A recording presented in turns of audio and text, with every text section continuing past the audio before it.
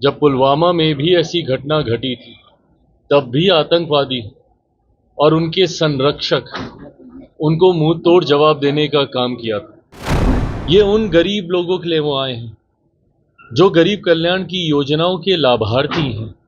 उनका हक, उनका अधिकार उनको देने यहाँ पर आए। उसके ऊपर जिस तरीके से अब रोक लगाई गई है, जिस तरीके से हमारे देश की 6 नदियों का पानी, उसका एक अधिकांश हिस्सा जो इस ट्रीटी के तहत पाकिस्तान को जाता था, लगभग 80%, उस पर रोक लगाकर राजद में अफसोस इसी बात का है कि एक अहंकार है। कहा गया है कि एक तरफ इतनी बड़ी घटना होती है, दूसरी तरफ चुनावी प्रचार नरेंद्र मोदी कर रहे हैं। दिक्कत ये है ना कि इन लोगों को हर चीज में राजनीति दिखती है। मेरे प्रधानमंत्री अपना कार्यक्रम छोड़कर आधी रात में वापस देश आते हैं। जब उनका सऊदी में कार्यक्रम लगा होता है, उस यात्रा को आधे में छोड़कर वापस आते हैं। मध्य रात्रि से ही नहीं, जिस वक्त ये घटना घटी है उस वक्त से निरंतरता में वो संपर्क स्थापित करते हैं। गृह मंत्री हों, रक्षा मंत्री हों, जितने संभावित विभाग के अधिकारी हैं, उनके साथ आते ही बैठकों का दौर शुरू करते हैं। एक के बाद एक कड़े फैसले लिए जाते हैं। ऐसे में जब आप इन तमाम विषयों पर भी राजनीतिकरण करने लगते हैं, ये हमारे देश की छवि अंतर्राष्ट्रीय स्तर पर गलत दृष्टि में दिखाता है। आज ये समय नहीं है राजनीति करने का। और आज वो जिस कार्यक्रम में आए हैं, अगर इस बात की जानकारी विपक्ष के लोगों को नहीं है तो जानकारी ले। ये उन गरीब लोगों के लिए वो आए हैं जो गरीब कल्याण की योजनाओं के लाभार्थी हैं। उनका हक, उनका अधिकार उनको देने यहाँ पर आए, किसी चुनावी प्रचार में नहीं आए। आज हमारे प्रधानमंत्री जी का भाषण भी देख लीजिए, कौन से विपक्ष के ऊपर उन्होंने प्रहार किया। सिर्फ उन्होंने केंद्र सरकार की नीति, लाभार्थियों को योजना के बारे में उन्होंने लाभ देने का काम किया।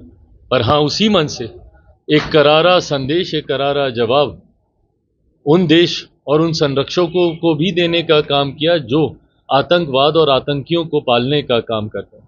ऐसे में अगर विपक्ष को गरीब कल्याण की योजनाओं से ऐतराज है तो ये सोच उनकी हो सकती है। जहां हमारे प्रधानमंत्री में इतनी क्षमता है कि वो सरहद पे सीमाओं को भी सुरक्षित रख सकते हैं, तो वहीं उतनी क्षमता भी है कि उसी समय में हर गरीब को उनका हक, अधिकार भी देने का कार्य वो एक साथ कर सकते हैं। ये घटना जितनी दुखद है उतनी ही निंदनीय भी है। जिस तरीके से आतंकवादियों के द्वारा इस कायराना हरकत को अंजाम दिया गया है, उम्मीद नहीं, पूरा विश्वास है आज की तारीख में भारत का नेतृत्व एक ऐसी मजबूत इच्छा शक्ति वाले प्रधानमंत्री के हाथ में है, जिन्होंने इससे पूर्व में भी, जब पुलवामा में भी ऐसी घटना घटी थी, तब भी आतंकवादी और उनके संरक्षक उनको मुंह तोड़ जवाब देने का काम किया था। आज पहलगांव में जिस तरीके से ये घटना घटी है, इस पर भी उन्हीं की भाषा में उतना ही मजबूत जवाब देने का काम हमारी सरकार करेगी, जिसकी शुरुआत कुछ नीतिगत फैसलों से की जा चुकी है। जिस तरीके से सिंधु संधि को लेकर, इंडस को लेकर जो समझौता था, जो ट्रीटी थी, उसके ऊपर जिस तरीके से अब रोक लगाई गई है, जिस तरीके से हमारे देश की 6 नदियों का पानी, उसका एक अधिकांश हिस्सा जो इस ट्रीटी के तहत पाकिस्तान को जाता था, लगभग 80%, उस पर रोक लगाकर उन लोगों को पानी के लिए आज की तारीख में त्राहिमाम करना पड़ेगा जिन लोगों ने खून बहाने का काम हमारे देश में किया। ये शुरुआत है। आने वाले दिनों में कई और मजबूत कदम हमारा देश भारत लेगा। इस बात में कहीं कोई संदेह नहीं है कि जितनी मर्माहत करने वाली ये घटना है, जितना दुख और उसके साथ जो आक्रोश देश की जनता के भीतर है, वही भावना हमारी सरकार और हमारे प्रधानमंत्री के भीतर है। जरूर उस भावना का सम्मान करते हुए जिस जवाब का इंतजार हमारा देश कर रहा है, ये उन आतंकवादियों को और उनके संरक्षक देशों को दिया जाएगा।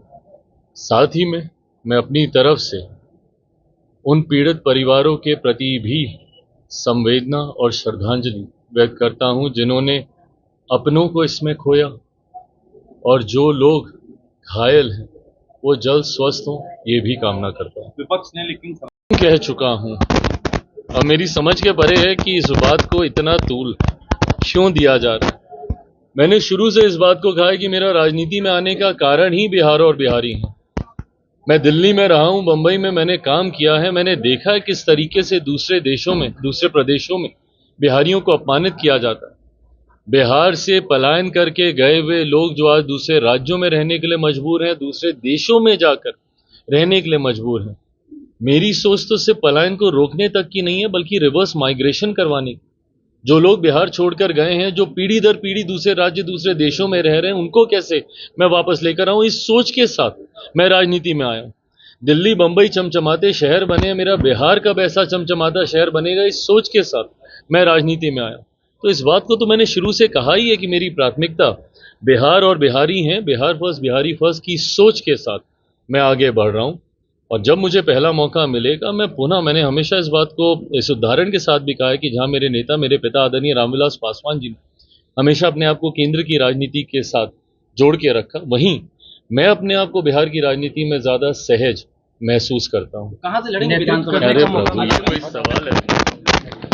श्री यादव 1.5 घंटा लेट पहुंचे, कैसे? अब ये तो अब वो अपना बताएंगे भाई कि क्यों लेट पहुंचे। ये तो सम्मान है उनका गठबंधन के नेताओं के प्रति। राजद में अफसोस इसी बात का है कि एक अहंकार है।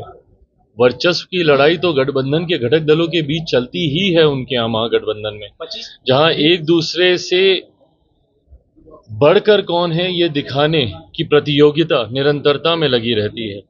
ऐसे में देर से आना उन नेताओं के सम्मान को ठेस पहुंचाने की सोच को भी दर्शाता है, जहां वर्चस्व की लड़ाई में अपने आप को आगे दिखाने का प्रयास। 2025 में आपके चुनाव लड़ने की बात है और साथ ही एनडीए के चेहरा बनने की भी बात है, आपके चाहे वो कोई भी नेता हो। देखिए, इस बात को